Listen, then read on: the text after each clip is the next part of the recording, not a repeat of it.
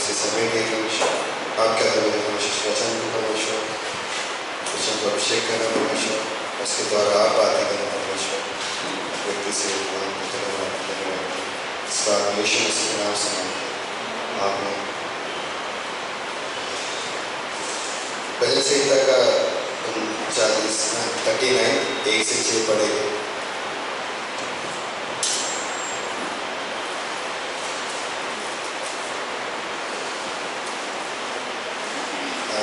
थोड़ा से टफ है मेरे लिए था, बट और आशा करते हैं कुछ बातें करें। मैंने कहा 39 का 1 से 6 तक, मैंने कहा मैं अपने चाल चलन में चौकसी करूँगा ताकि मेरी जीभ से पाप न हो। जब तक दुष्ट मेरे सामने है तब तक मैं लगाम लगाए अपना मुंह बंद किए रहूँगा। मैं मौन धारण कर रूखा बन गया और भलाई की ओर से भी चुप्पी साधे रख रहा और मेरी पीड़ा बढ़ गई। मेरा हृदय अंदर ही अंदर जल रहा था। सोचते सोचते आग भड़क उठी।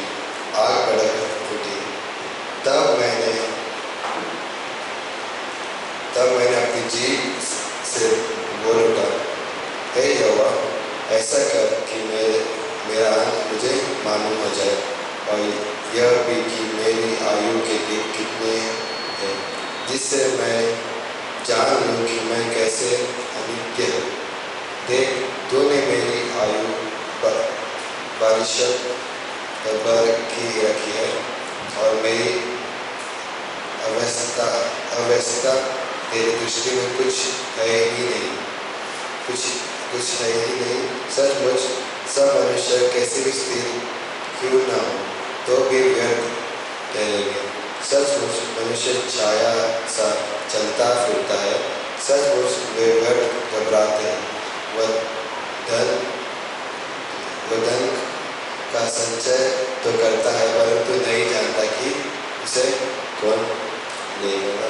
यहाँ पे भजन का पूरा पूर्ण कुछ चीज़ों को अपने बारे में बता रहे तो क्या करेगा वो इस बात में मतलब मैं अपनी चाल चलन को चौकसी करूँगा, अपने बारे में करूँगा। मैं ध्यान रखूँगा कि मैं कैसे चल रहा हूँ। हमारे जीवन में बहुत महत्व लगता है ये सब चीज़ों में। परमेश्वर ने हमें बनाया, परमेश्वर ने हमें आज्ञा दिया, बट इसमें जो हम ना मैं 4 और 5 और 6 इस वचन पर ज़्यादा ये करें।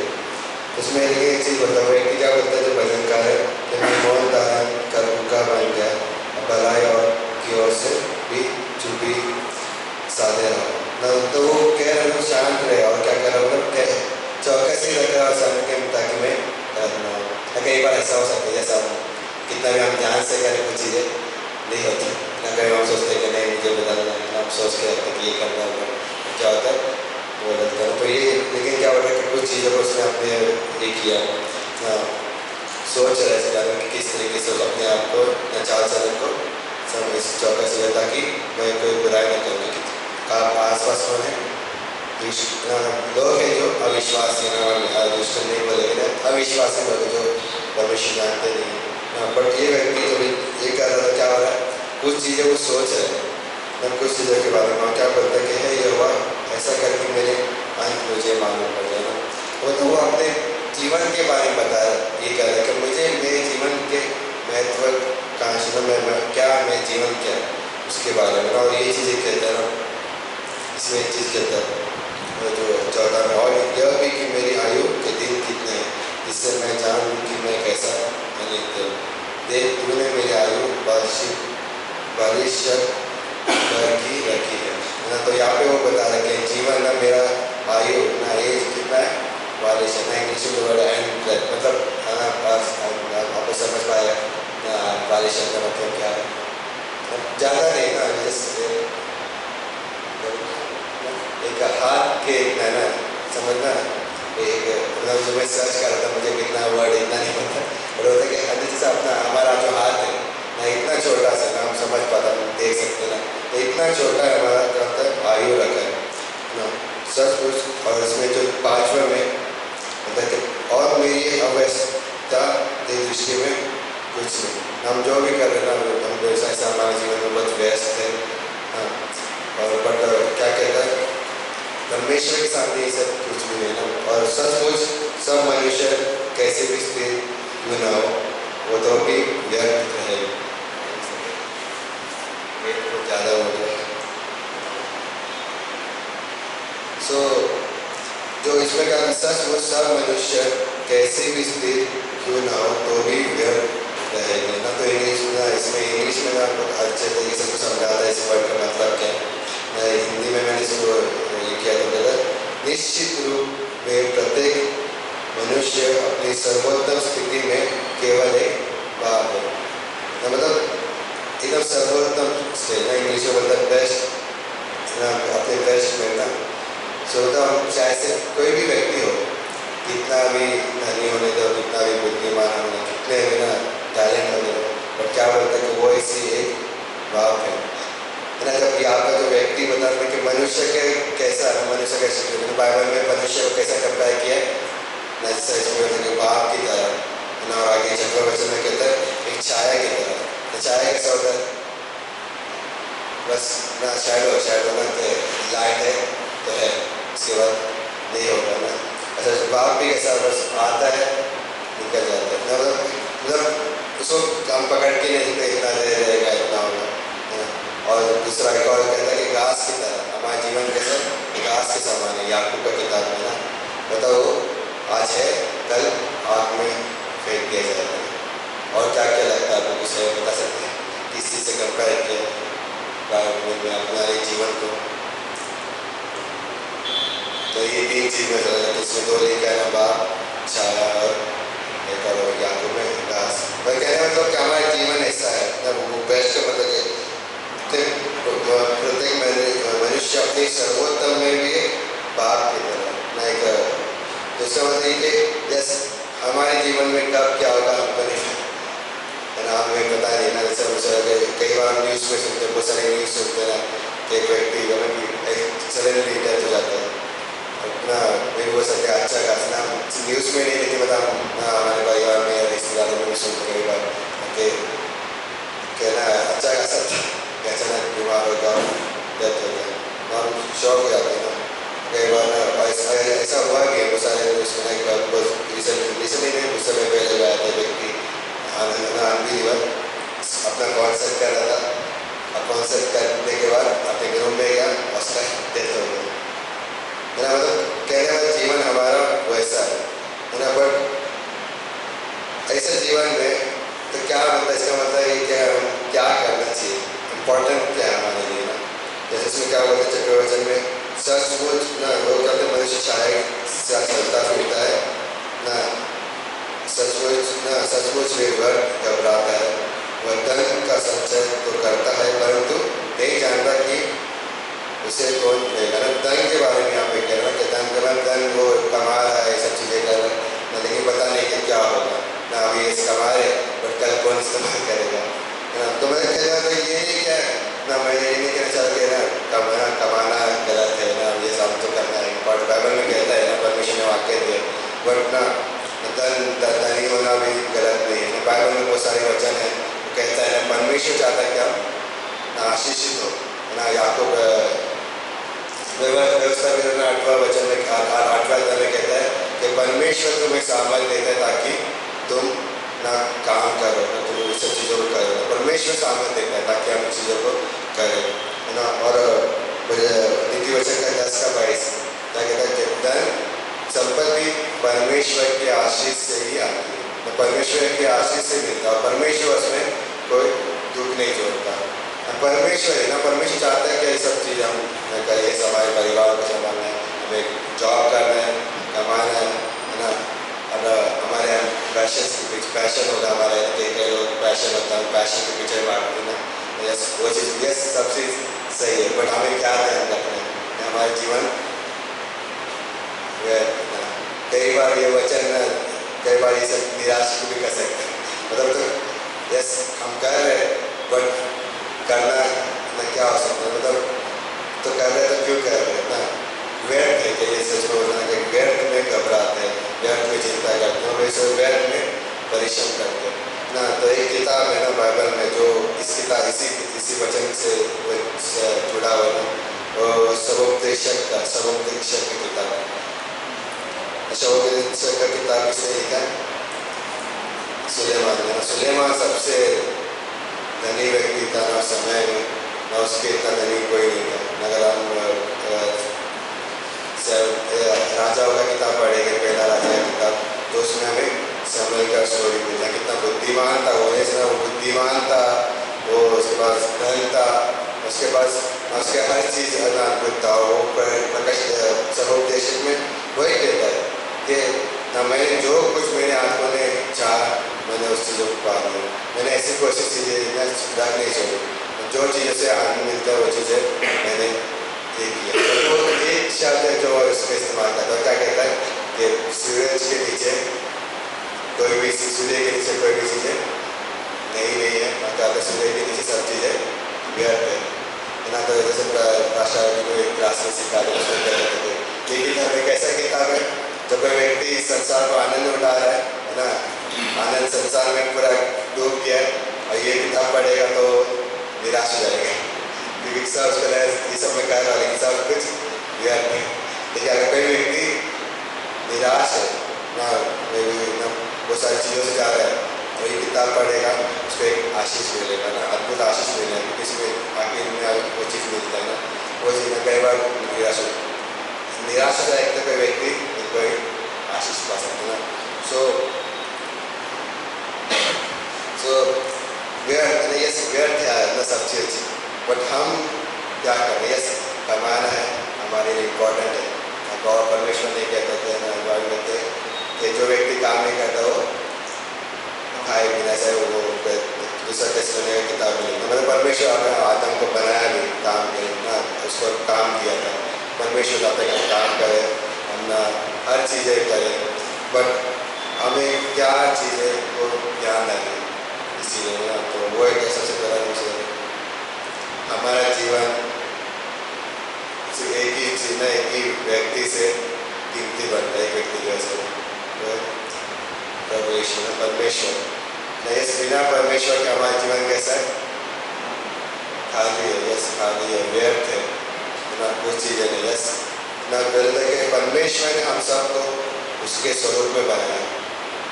सबसे पहला हुआ कि हम सबको परमेश्वर ने उसके स्वरूप में बनाया ना। ये उत्पत्ति किताब में जब नूह को परमेश्वर ने छुड़ा के ना, जब बच गए नूह उसके संतान 8 लोग बचे थे, जब वो जल प्रलय आया था, उसमें एक चीज़ आज्ञा देता है कि किसी भी मनुष्य के प्राण को न लेना, क्योंकि वो परमेश्वर के स्वरूप में बने है ना। यस परमेश्वर ने अपने स्वरूप में बनाया था, बट लेकिन जब इंसान ने पाप किया तो क्या उसका परमेश्वर स्वरूप खो दिया है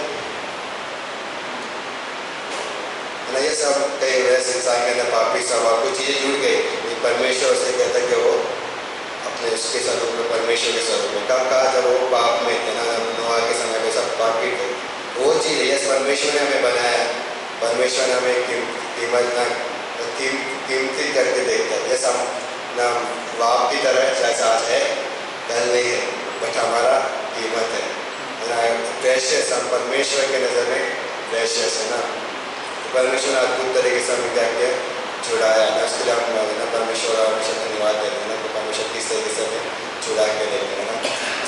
भजन किताब कहता है ना, भजन का 8वां अध्याय है ना, ये भजन क्या कहता है कि सृष्टि के बारे में, सृष्टि में आकाश मंडल चीज़ों को देखता हो तो मनुष्य क्या है उसके सामने ना। मनुष्य मतलब सब चीज़ों के सामने मनुष्य एक कमज़ोर है ना, सबसे छोटा है ना। जब सूरज चाँद सितारा चीज़ों देखेंगे तो ना, नेचर को देखेंगे तो जैसे हम कैंप में गए थे, अद्भुत प्लानिंग नेचर हम एंजॉय करें, सब हरियाली था जगह पर ना।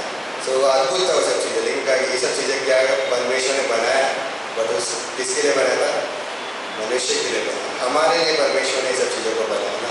तो कहते हैं मनुष्य क्या है? मनुष्य के तो उसकी सुधी रहता है ना, वो चीज़ क्योंकि परमेश्वर ने हमें उसके स्वरूप में बनाया। यस इंसान पाप में गिर गया, इंसान ना परमेश्वर से अलग हो गया, लेकिन क्या होता है कि परमेश्वर ने उससे परमेश्वर उससे अभी भी प्रेम करता है। इसलिए परमेश्वर मसीह 2000 साल पहले ना इस संसार में आया और उसने हमारे लिए अद्भुत काम किया ना, उसने हमें छुड़ाया है ना। तो पहले क्या उसने हम उसके स्वरूप में बने ना, बट अब अभी दूसरा कि जब हम विश्वास किए तो हमारा जीवन बदल गया, अभी हमारे संबंध बदल गया, अभी हम नई सृष्टि है ना। हम बोलते कि जो कोई प्रभु यीशु मसीह में वो नई सृष्टि ना। पहला दूसरा पहले 5वां अध्याय 17वां वचन ना, बोला कि तो जो कोई प्रभु यीशु मसीह में वो नई सृष्टि और पुरानी बातें बीत गई और सब बातें नई हो गई। हम आज हमारे पास नया जीवन है, नई आशा है, हमारे पास नया स्वभाव है ना। तो हम क्या कहते हैं, इसी जगह हम समझ पाते हैं क्या हम उसमें क्या करना हमें चलना है, उसके ना मतलब उस नए स्वभाव में हमें चलना है ना। और परमेश्वर के साथ संगत में हमें क्या करना बढ़ना है ना। इसलिए परमेश्वर ने क्या उसको वचन दिया कि उस वचन के अनुसार हम उसको जान सकें ना, हमें क्या क्या दिया है ना। डॉक्टर स्टीवन की किताब है ना, उसमें कहता है कि जब हमने विश्वास किया तो क्या क्या चीज़ें परमेश्वर ने हमें जोड़ दिया ना। जिस क्षण हमने विश्वास किया वो सारी चीज़ें बदल गई, हम धर्मी ठहराए गए ना, पर हमारे पास लेपालक आत्मा है ना, हम आज़ाद हो गए, छुड़ाए गए ना, आज़ाद हो गए पाप से ना, हम नया स्वभाव है, नया हृदय है ना। बहुत सारी चीज़ ऐसे बहुत सारी चीज़ हम 68 थिंग्स है जो एक क्षण में परमेश्वर ने किया। तो जब हम पढ़ते हैं तो क्या करते हैं, हम उसको समझ पाते हैं, उसके हिसाब से हम क्या करते हैं हम चल पाते ना। सो हम अभी विश्वास के तम नया हम नई सृष्टि है ना। और दूसरा कि प्रभु यीशु मसीह स्वयं हमारे जीवन में ना निवास करता है। यीशु मसीह ने कहा कि मैं तुम में हो और तुम मुझ में हो ना। यीशु मसीह दाखिला से और उसके डालिया है ना, हम उससे जुड़े हुए, अभी हम अलग नहीं है ना, उससे जुड़े हुए, हम उसको जुड़ते हुए हम क्या कर सकते हैं, कुछ चीज़ों को कर सकते हैं ना। हमारे साथ है ना। सुबह परमेश्वर के साथ हम शायद परमेश्वर से चल रहे हैं, शायद परमेश्वर नहीं जी सकते। कई बार से हम यह विश्वास बट हम शायद से संसार के अनुसार जी सकते हैं ना। तो वो बतमाने के हम कैसे जीवन जीते हैं ना। परमेश्वर हमारे साथ हमारे अंदर है, पवित्र आत्मा हमारे अंदर है ना। और पवित्र आत्मा क्या कहता है, हमें अगुवाई करता है, वो हमसे कुछ वचनों की तरह बातें करता है और उसने हमारे लिए एक इच्छा है और उस इच्छा के अनुसार हमें चलाना चाहता है ना। हम हमारे घरों में हो, हमारे जॉब में हो या फिर हम कहीं और हो, कहीं से हर जगह पे परमेश्वर का हमारे लिए योजना है, हम कैसा जीना। उसके वचन के द्वारा परमेश्वर क्या करता है, हमें बताता है ना। और सोचता कि परमेश्वर चाहते हम उस माइंड सेट से हमेशा जीना, ये है कि उसकी धार्मिकता और उसकी पहले ना मत्ती का 6:33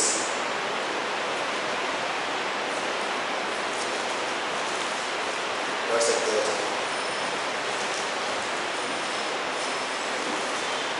उसमें वो लिखने चिंता के बारे में कहता है, जैसा हमने पढ़ा बोलता है कि सचमुच व्यर्थ घबराते हैं ना, घबराते हैं तो उसका एक मतलब हम चिंता ले रहे हैं, चिंता हो रही है, चिंता ये कैसा होगा, ये कैसा होगा, मुझे ये करना होगा, मुझे वो करना है ना, चिंता करते हैं। यीशु मसीह वो कहता है कि चिड़ियों को देखो ना, कहना वो कुछ करते चिड़ियों के बारे में कहता है, फिर लिलीज जो ना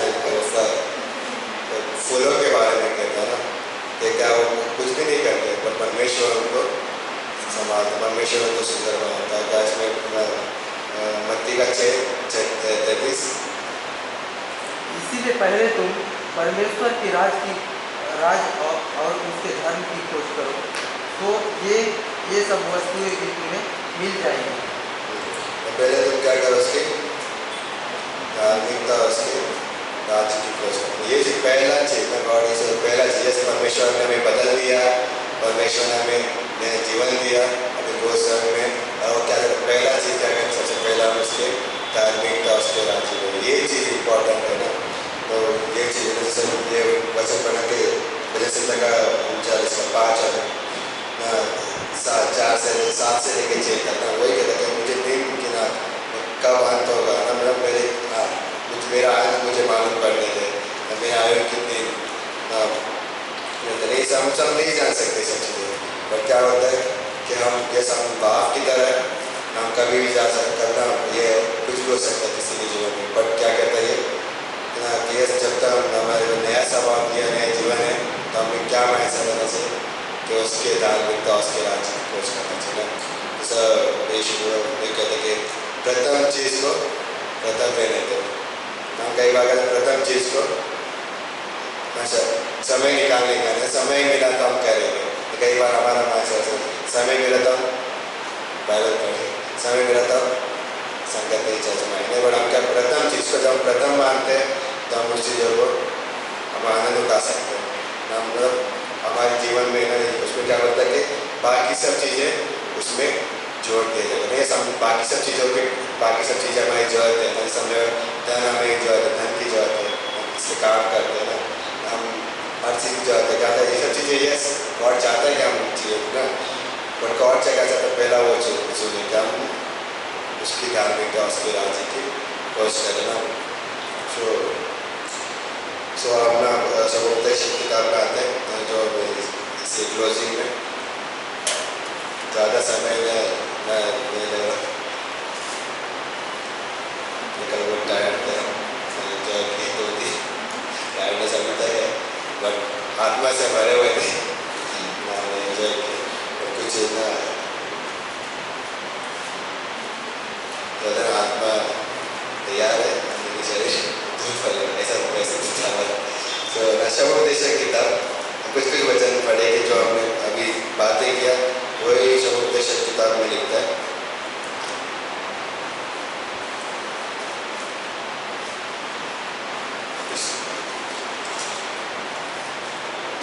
शुरुआत से पढ़े तो उसके अनुरूप थे, व्यर्थ ही व्यर्थ, हर चीज़ क्या व्यर्थ व्यर्थ ना।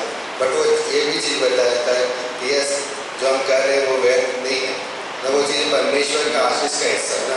तो सबोपदेश का 5वां अध्याय 18वां वचन, इसलिए मैं ये कह रहा हूँ कि ना हम ये नहीं करके सब चीज़ें कर रहे हैं ना, सिर्फ ये चीज़ें नहीं कर, सिर्फ इसमें जुड़े रहना ना, सिर्फ सब चीज़ में परमेश्वर को महिमा मिलता है ना। जैसा क्या है जो चीज़ करो, खाओ पियो और जो कुछ करो परमेश्वर की महिमा के लिए करो ना, परमेश्वर की महिमा के लिए हम चीज़ें करो ना। तो सबोपदेश का 5:18 और 19 में पढ़ सकते हैं जोर से बड़ी। मैं पढ़ता हूँ 5:18, सुन जो बड़ी बात है मैंने देखी है कि वरन वो उचित है, वह यह है कि मनुष्य खाए और पिए और अपने परिश्रम से वो धरती पर करता रहे और अपनी सारी आयु भर जो परमेश्वर ने उसे दी है न, किसने दिया आयु, परमेश्वर ने हमें दिया, सुखी रहे, क्योंकि उसका भाग यही है ना। ये हमारा भाग है, परमेश्वर ने हमें जीवन दिया है। जैसे हमारा जीवन ना मुझे मे भी ना शॉर्ट है, हमारा जीवन शॉर्ट है, बट ये शॉर्ट ना ये भी हमारे जीवन में छोटा है बट कीमती है। छोटा मतलब ये नहीं है कीमती नहीं, कई बार हम छोटी चीज़ों को कीमती नहीं मानते ना, कई बार बहुत सारी चीज़ों को छोटी चीज़ें। जैसे यीशु मसीह ने गधे को इस्तेमाल किया था ना, हमने काम करने में किए थे, इन गधे को कोई इस्तेमाल नहीं करता, बट उसको जब यीशु मसीह ने इस्तेमाल किया तो उसका वैल्यू बढ़ गया। लास्ट 2 साल के बाद हम उसको याद करते हैं, यीशु मसीह उस गधे में बैठा था ना, उसकी कीमत बढ़ गई ना। गॉड ने हमें जीवन दिया, गॉड ने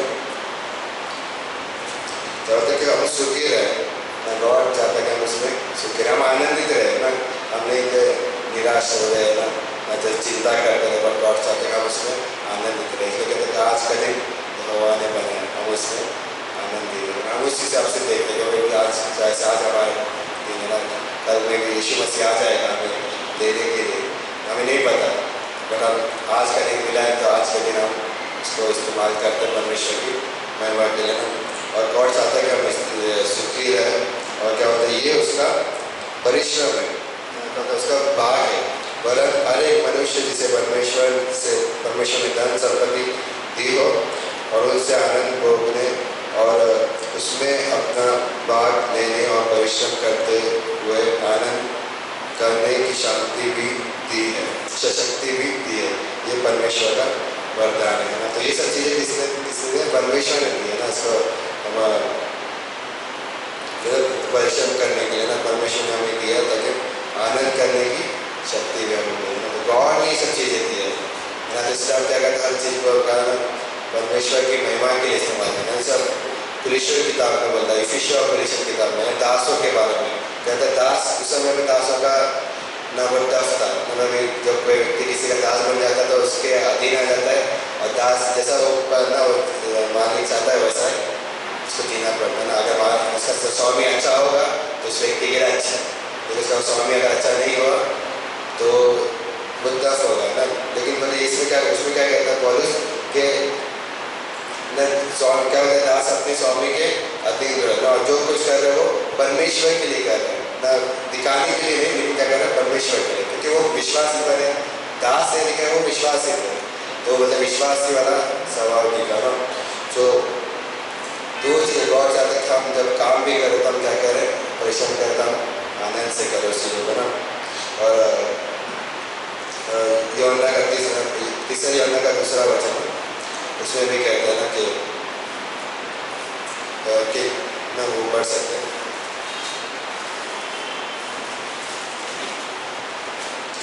हे प्रियो, मेरी ये प्रार्थना है कि जैसे तू आत्मिक उन्नति कर रहा है वैसे ही तू सब बातों में भी उन्नति करे और बड़ा चंगा रहे ना।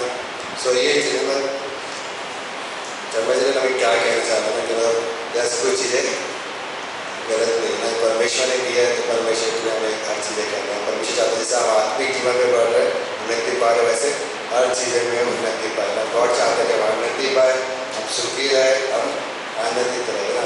परमेश्वर का वरदान है, परमेश्वर का भाग है, परमेश्वर ने हमें ये सब चीज़ें दी है ना। बट हमने क्या कहा कि प्रथम चीज़ें को प्रथम रखेंगे तो तभी हम इस चीज़ों को सही तरीके से आनंद उठा पाएंगे। नहीं ऐसे संसार में भी ये सब चीज़ें कर रहे लोग, लेकिन वो परमेश्वर को जानते हैं, उसको वचन को जानते हैं, तो क्या होता है सब करते हैं बट वो सुखी वाला भाग नहीं आता है ना। ये सब करने के बाद भी ऐसा लगता है कि और चाहिए ना, कभी संतुष्ट नहीं आता ना। सर्वोदय की तब वही बोलते थे, मैंने सब किया लेकिन मैं कभी संतुष्ट नहीं हो पाया है ना। तो संसार में वो चीज़ होता है, बट हम क्या है, हमारे पास नया स्वभाव है, परमेश्वर हमारे अंदर निवास कर रहा है, जब हम उस चीज़ों के साथ सब चीज़ें करते हैं तो हमें रियल आनंद मिलता है ना। कि आनंद क्या होता है ना, वो चीज़ हम समझ पाते हैं ना। वो आनंद जो संसार में वैसा नहीं ना, कुछ समय के लिए रहेगा फिर उसके बाद काम हो जाता है, लेकिन हमारा आनंद बना रहेगा ना। हम जब जो संकल्प ही करते हैं ये सब कभी बैठ नहीं जाते ना, हम आनंद बना रहेगा। हम चाहे सब बातों को भूल जाएंगे कुछ समय बाद, पर जब हम जब भी याद करते हैं ना याद करते हैं हम हमेशा याद रहते हैं ऑब्वियसली ना। हम जैसे कैंप के बारे में बस बात कर सकते हैं, हमेशा बताए तो पिछले कैंप में क्या हुआ था, ये कैंप में क्या हुआ, और कॉन्फ्रेंस की बातें करें, कलीसिया के संगति के बारे में बात कर सकते हैं ना। हम जब भी हम मिलते हैं हम बातें कर सकते हैं, ये सब चीज़ें वैल्यू है, उसकी कीमत है ना। सो और सर्वोद्देश्य का आखिरी में आएगी ज़्यादा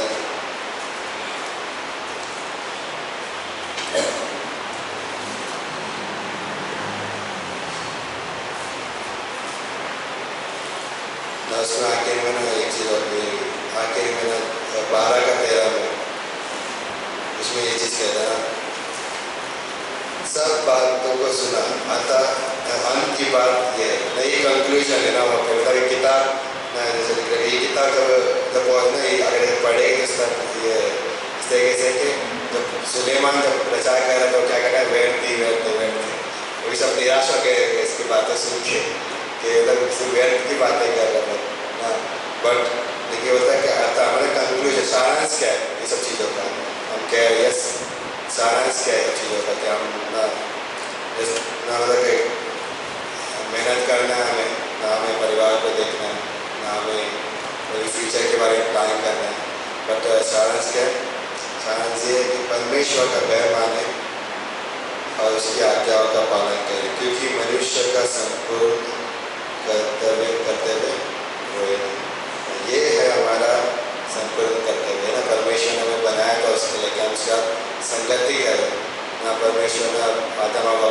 परमेश्वर उनके पास आ रहा था संगति करने के लिए, लेकिन वो पाप किए और वाला हो गए। लेकिन परमेश्वर का प्रेम कम नहीं हुआ। परमेश्वर ने रास्ता, परमेश्वर की योजना ने पहले से परमेश्वर ने योजना बनाया था और 2000 साल पहले वो योजना पूरा हुआ। यीशु मसीह आया, क्रूस पे मरा, हमारे लिए एक रास्ता खोला, हम बचाए गए। अभी हमारे पास परमेश्वर के संगति जुड़ना, संबंध जुड़ गया है।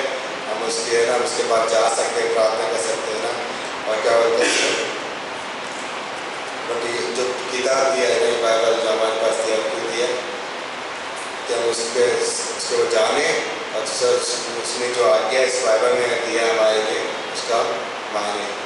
और समझना, यीशु मसीह कहते थे तुम मुझे प्रभु प्रभु क्यों कहते हो अगर तुम मेरी आज्ञा को न मानते हो।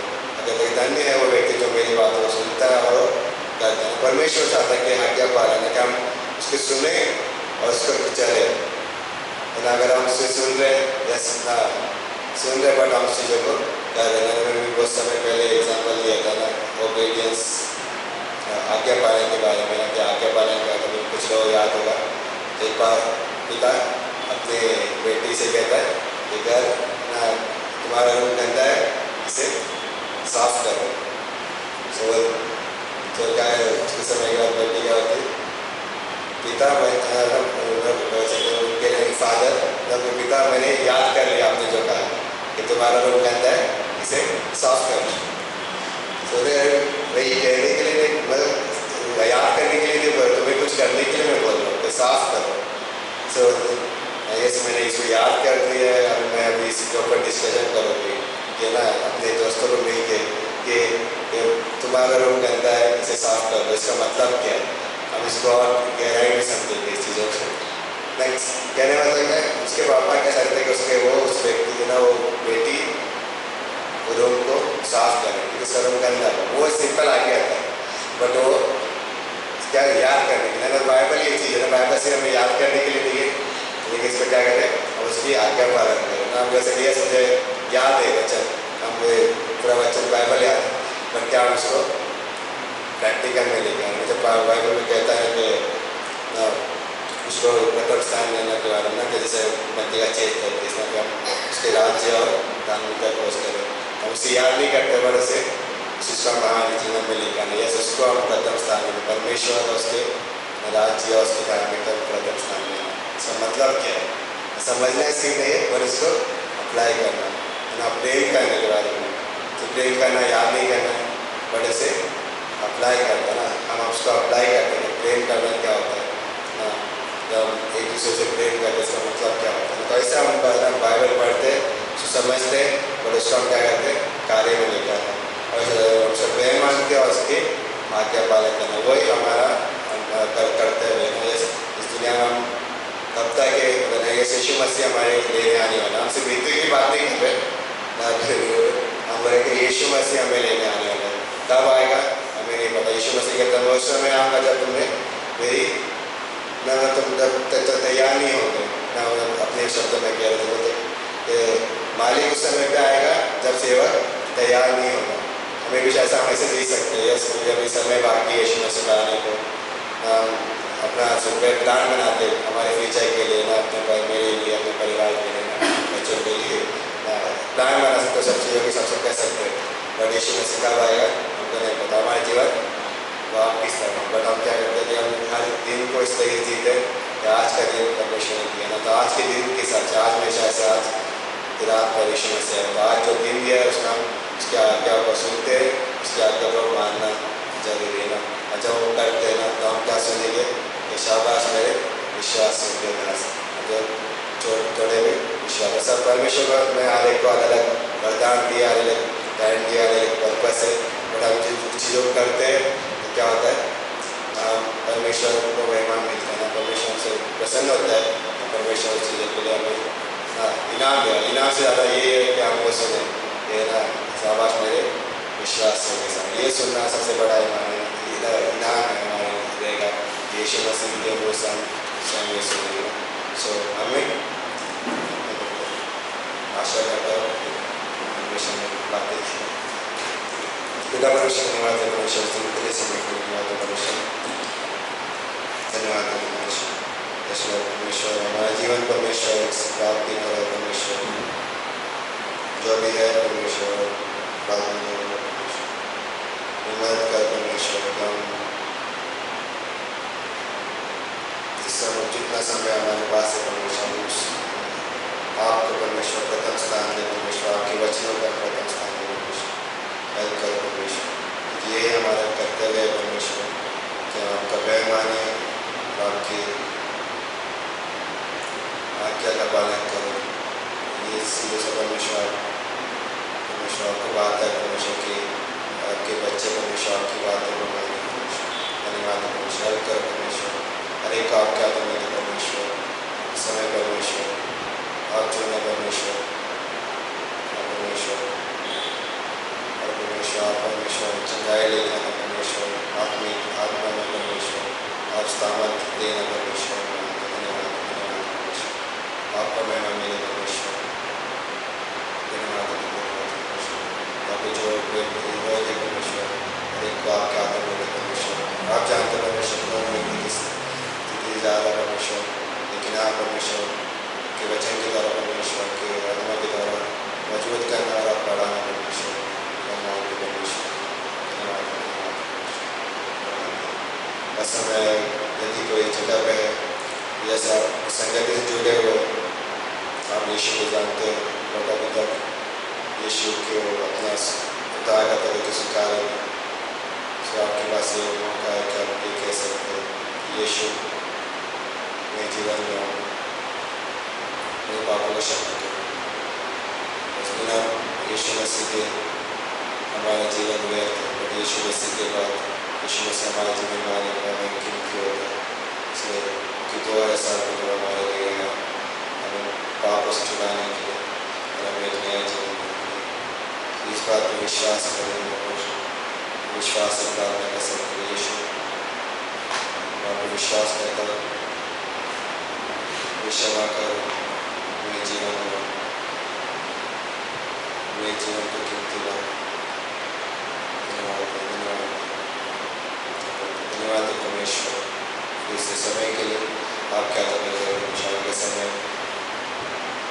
आप क्या तो मेरे परमेश्वर को आशीष करना परमेश्वर, धन्यवाद आगे संगत हर एक चीज़ आप क्या तो धन्यवाद इस बात को यीशु मसीह के नाम से